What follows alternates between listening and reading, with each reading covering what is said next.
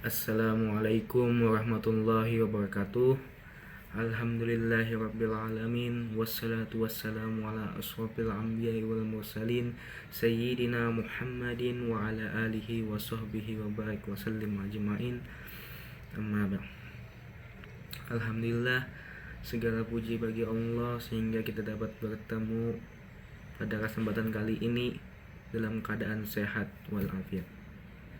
Baiklah, pada kesempatan kali ini kita akan membahas terkait apa sih sebenarnya tujuan hidup manusia itu, dan apa sih kenapa kita itu diciptakan oleh Allah dan apa yang harus kita lakukan dalam kehidupan kali ini. Nah, jadi terkait itu di sini ada salah satu ayat pada surah Al-Hasyr ayat 18 yang bunyinya, ya ayyuhallazina amanu, wahai orang-orang yang beriman. Jadi semua orang-orang beriman, tidak peduli ya laki-laki ataupun manusia, tidak peduli laki-laki atau perempuan, tidak peduli dia itu tua atau muda, semua yang beriman. Ittaqullah, katanya, bertakwalah kepada Allah. Jadi bertakwalah kepada Allah. Bagaimana cara kita bertakwa kepada Allah? Salah satu caranya yaitu pada lanjutan surah ini, yaitu wal tanzur nafsum ma qaddamat ligot. Jadi kata Allah, perhatikan apa yang kita ini perbuat saat ini, apa yang mesti kita persiapkan untuk hari esok atau akhirat. Bagaimana apa yang telah kita lakukan dalam kehidupan kita ini. Selama ini kita hidup bagaimana? Apakah tujuannya kepada Allah atau bagaimana? Nah, apa yang mesti kita perbuat, bagaimana cara kita menata kurikulum kehidupan kita ini.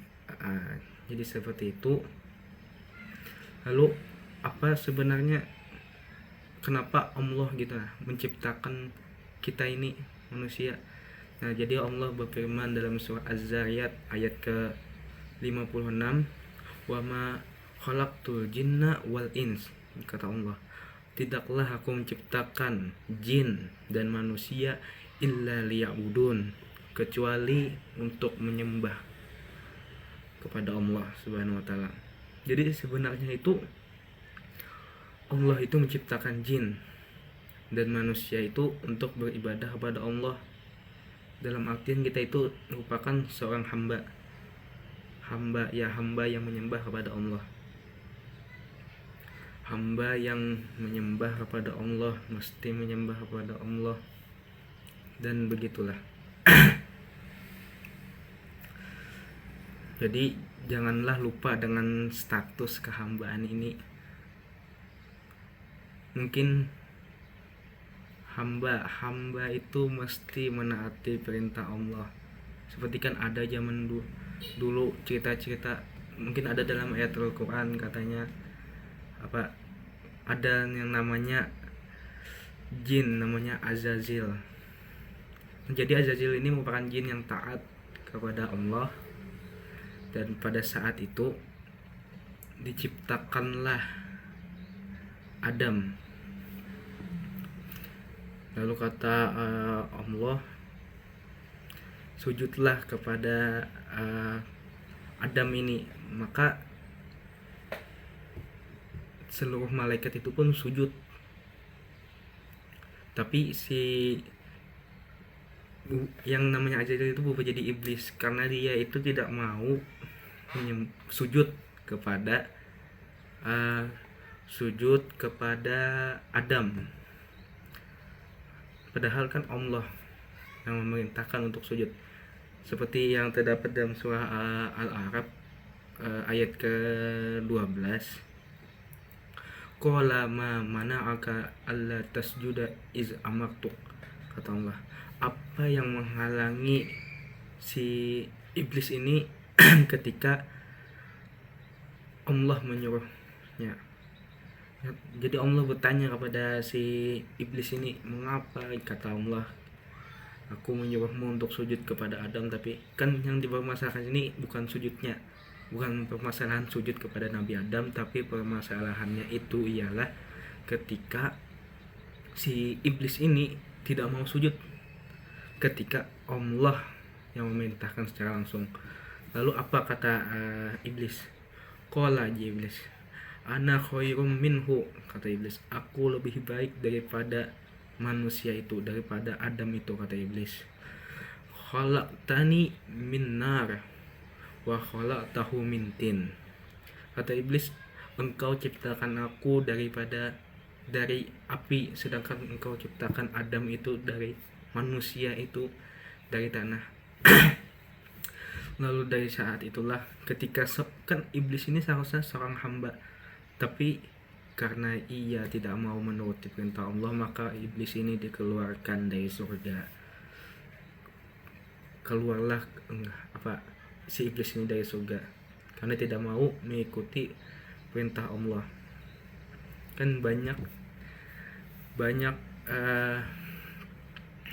perintah Allah. Oh iya, lalu bagaimana cara kita untuk beribadah kepada Allah? Nah, jadi dijelaskan pada surah Thaha ayat ke-14, yaitu innani anallah la ilaha illa ana, kata Allah, tidak ada Tuhan selain aku, ya Allah, tidak ada Tuhan selain Allah. Maka kita ini hambanya Allah, maka fa'budni, sembahlah aku, kata Allah. Nah, lalu kita ini kan bingung bagaimana caranya menyembah Allah. Lalu dilanjutkan pada surah itu, pada ayat itu juga, wa aqimis sholat li zikri, maka sholatlah untuk mengingat kepada Allah. Sholat untuk mengingat kepada Allah, sholat untuk mengingat bahwa kita ini seorang hamba. Sholatlah untuk mengingat bahwa kita ini hamba Allah, kita ini bukan siapa-siapa. Tapi kan seperti yang saya jelaskan tadi, kita ini diciptakan untuk beribadah kepada Allah. Jadi kita bagaimana cara beribadah kepada Allah itu salah satunya yaitu dengan sholat. Bahkan terkait status hamba, kita ini bukan siapa-siapa, hamba. Selama kita sholat, pada surah Al-Fatihah ayat ke-5, iyyaka na'budu wa iyyaka nasta'in, kami menyembah kepadamu dan meminta pertolongan kepada Allah. Jadi sangat penting untuk beribadah kepada Allah. Ingat, misalkan kita ini bekerja, niatkan kerja kita itu ibadah, penghasilan kita itu mungkin jika sudah berkeluarga, untuk keluarga, sedekahkanlah sedikit daripada penghasilan kita, agar pekerjaan kita itu bernilai pada ibadah.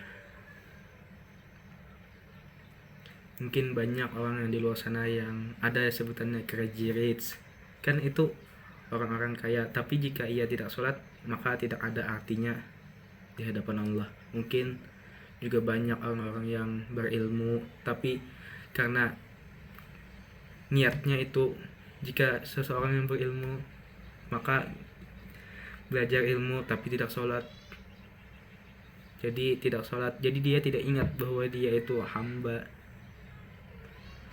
Mungkin jika kita misalkan orang itu berilmu lalu mengajarkan kepada orang-orang, ingat bahwa dia itu hamba, maka itu bernilai ibadah. Bahkan ada hadis yang mengatakan al-farqu bainal mu'min wal kafir, perbedaan antara seorang mukmin yang taat dan orang yang kafir itu tarkus shalah, yaitu salatnya. Nah, jadi seperti itu tujuan hidup kita itu untuk beribadah kepada Allah dengan salah satu caranya yaitu sebagai hamba, yaitu dengan cara sholat untuk mengingat bahwa kita itu hamba, kita itu bukan siapa-siapa. Mungkin itu saja yang dapat saya sampaikan pada kesempatan kali ini. Wabillahi taufiq wal hidayah. Wassalamualaikum warahmatullahi wabarakatuh. Terima kasih.